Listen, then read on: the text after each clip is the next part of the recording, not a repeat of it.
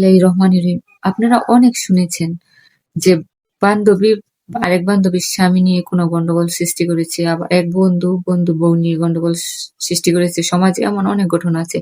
এর জন্যই যে একটা সমাজের রীতিকথা উঠে এসেছে, বান্ধবী রাখা যাবে না, বিয়ের পরে বন্ধু রাখা যাবে না, ঘরে আনে যাবে না বিশেষ করে।